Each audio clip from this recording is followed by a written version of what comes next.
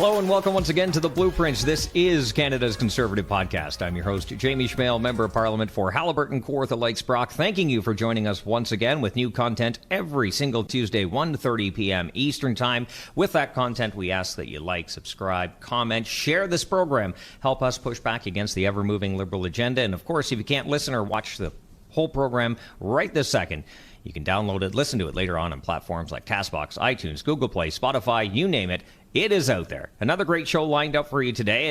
And I'm not just saying that because we're actually in person this time. I'm bringing on Randy Hoback, Member of Parliament for Prince Albert. He's also the Shadow Minister, newly appointed Shadow Minister for International Trade. And welcome, Randy, for coming on the show and being the first back in person. Well, what an honor to be here in Ottawa. Isn't that a nice change for here in West Block to actually do this podcast with you, Jamie, and talk about something that's relevant to Canadians, and that's supply chain issues that they're facing here today. Absolutely, and it's fitting that we are in person talking about this because I think this is an issue that every single Canadian is dealing with. I think if you go into a store nowadays, you're looking at shelves that are empty, you're looking at prices that are going through the roof. If you can find the products you need, there are warning signs everywhere you look.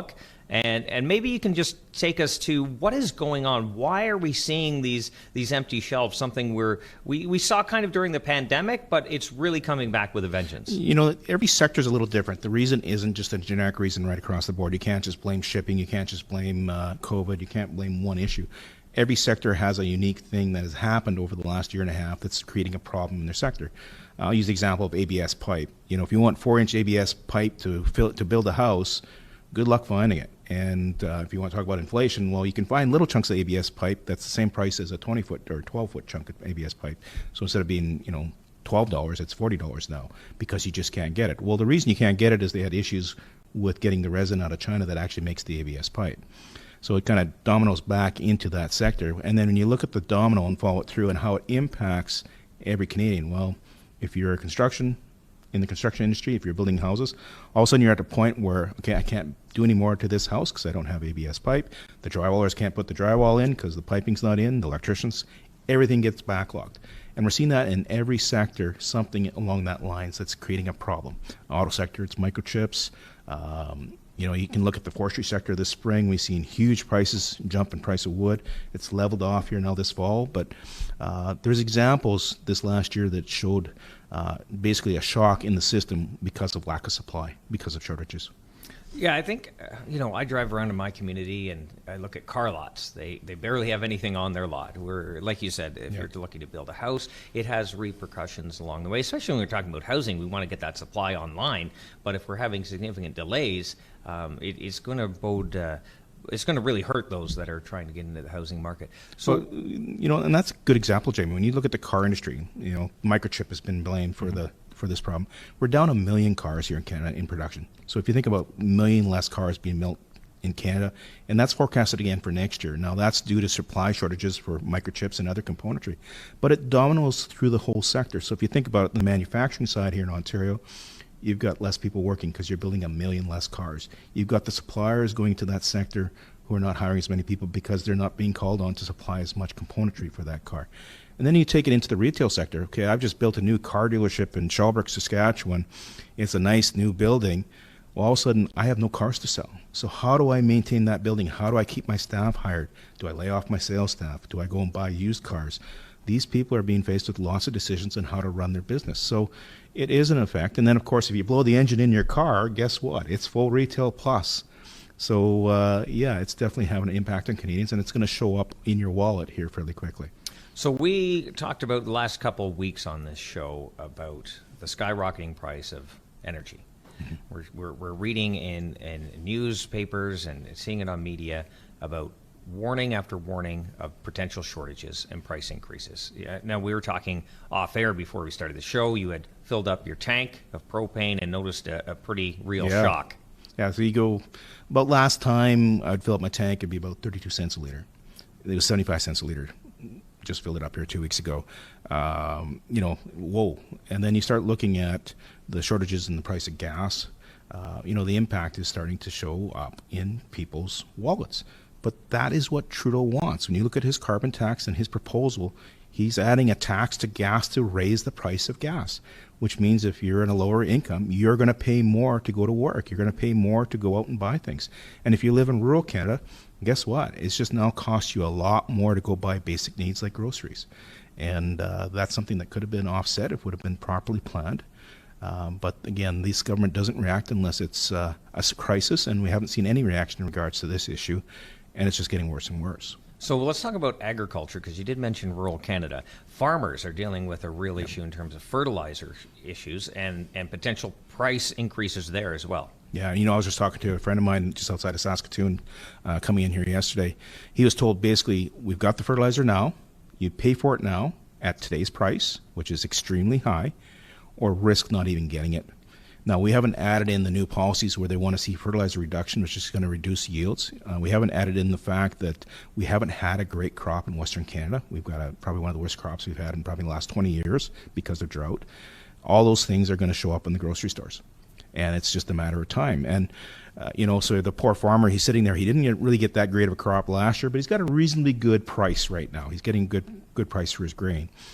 But now he's looking at what I got to spend for fertilizer next year, and then he's looking at these new regulations that are coming in and trying to figure out how he's going to manage that. And then he's also hearing that we need to produce more food.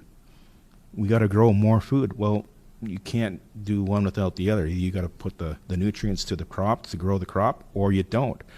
And again, that's bad policy that's having an impact on average Canadians. It's going to hurt them in the wallet. Absolutely. In Ontario, we're seeing problems with processing in terms of beef. We're seeing price increases in pork and right across the board. Yeah, don't buy bacon these days. Don't buy bacon. Yeah, bacon is absolutely and I love bacon. Yeah, so, as you can tell, so can I. But this all goes back around to the other problem we have is what the Bank of Canada is doing, printing approximately $400 billion since the start of this pandemic, and really changing the way government has that relationship with the Bank of Canada. Of course, the government's issuing the bonds, the bank's buying them up, and this is causing another problem. We have so much money, but too few products that's being chased by it. That's right. And again, come back to COVID. Now, people are, over the last year and a half, what did they do? They stayed at home. So what did they do? They looked at their basement and said, well, I want to redo my basement. If I'm going to be here, I want to live in a nice basement. Well, I got this check coming in from the government, so I've got the money now to do that. All of a sudden, you're shocking the system, and everybody at the same time is remodeling their basement.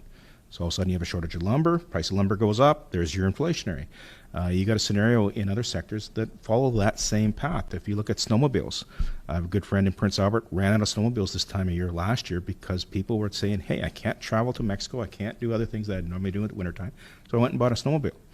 So all of a sudden there's a shortage of snowmobiles. Well, a snowmobile manufacturer now has to gear up and try to forecast next year, okay, am I going to sell as many snowmobiles this next year in 2022 as I did in 2021, or is it going to be less? Those decisions are made last July. They're not made right now. So there are problems that they're trying to source their way through it. And as you see Canadians going out and buying different things all at the same time, it's creating inflationary pressures and causing things to go up in price. Yeah, I'm really, really struggling to figure out the Prime Minister's direction on this.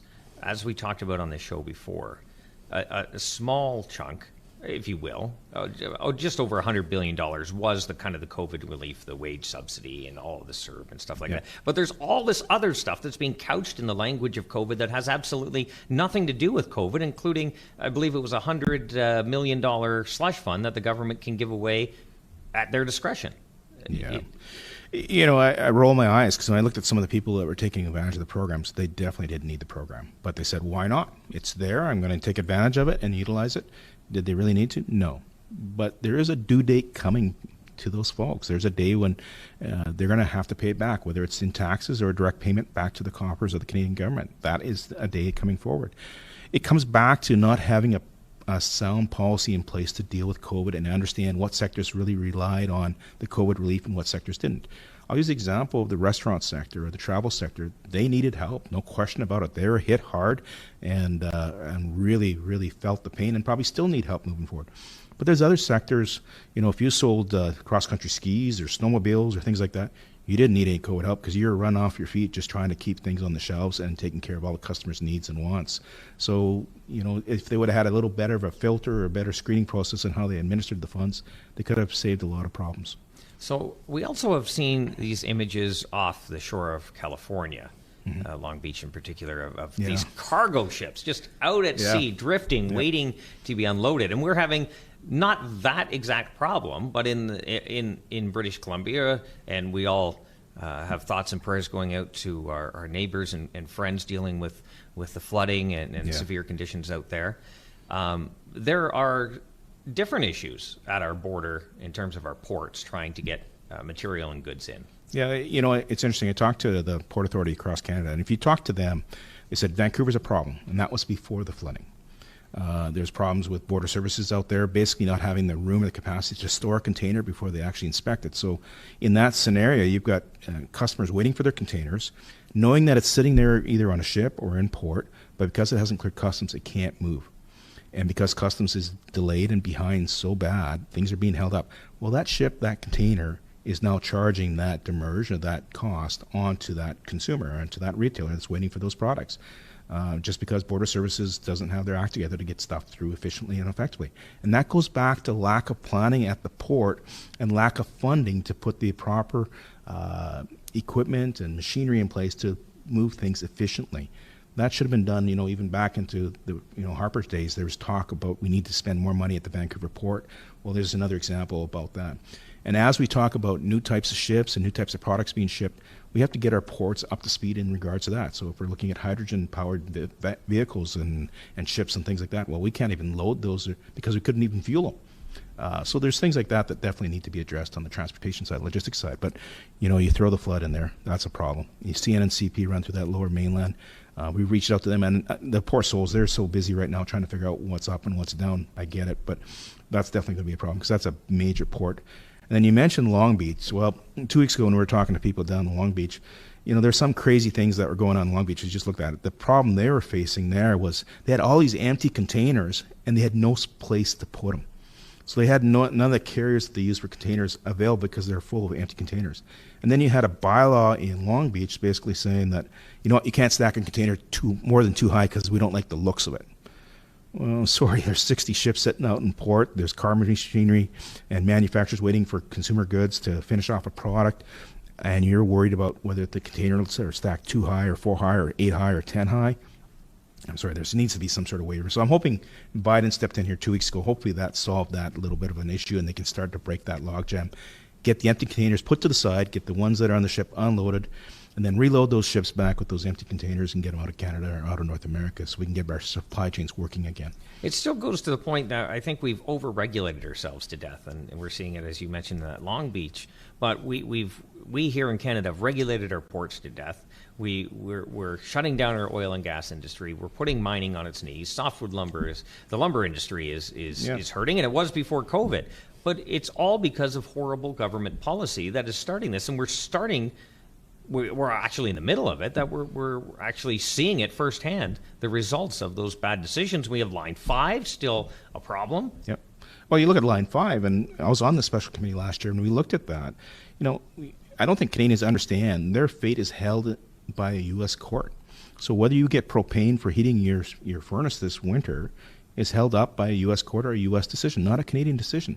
And looking at a Canadian alternative, well, the NDP and Liberals won't even talk about that. They say it's not even feasible. They'd rather run 400 rail cars of oil through the border or 800 trucks across Windsor Bridge into Sarnia than actually look at maybe another pipeline that would feed into there. Or they'd rather bring in oil from another continent that's dirty oil that actually probably puts out even more greenhouse gases or considerably more than what you'd get out of Western Canada rather than use our own oil. So, it just makes people shake their heads about why this government can't get their head around what makes sense and what's common sense.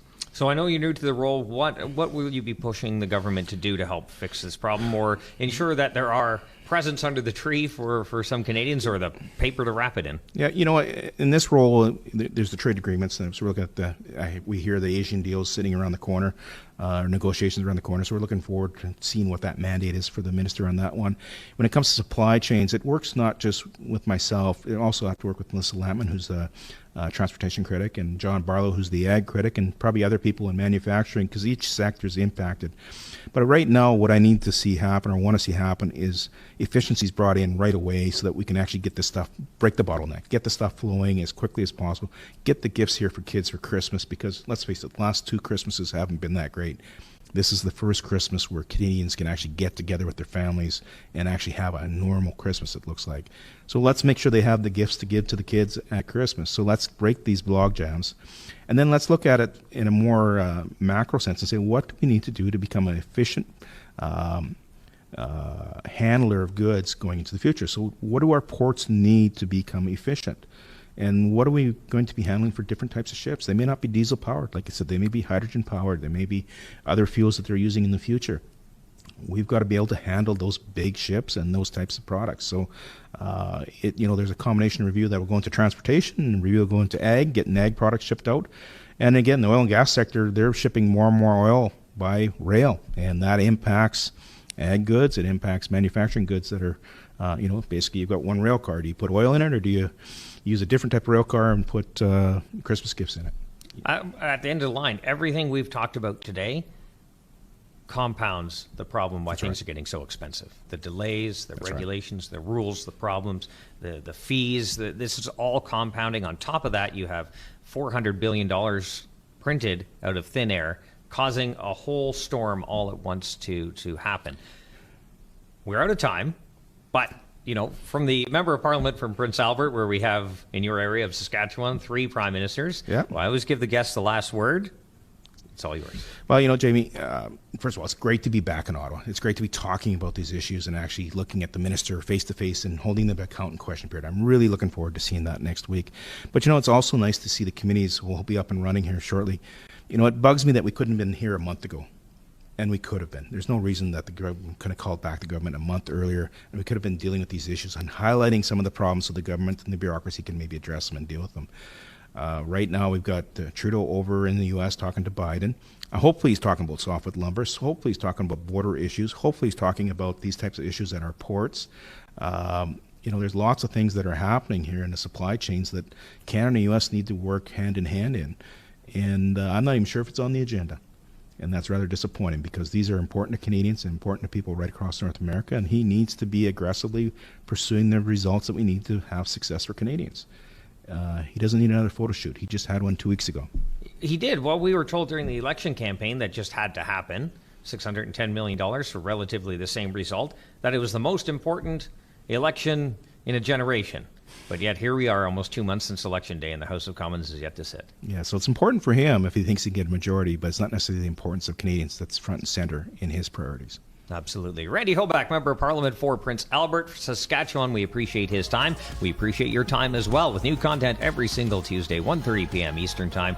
We ask that you like, comment, subscribe, share this program. Together, we can push back against the ever-moving Liberal agenda. And again, if you have a friend, someone in your network that would like to hear this message, something they're just not getting in the mainstream media, please ask them to download this program on platforms like CastBox, iTunes, Google Play, Spotify, you name it, it is out there.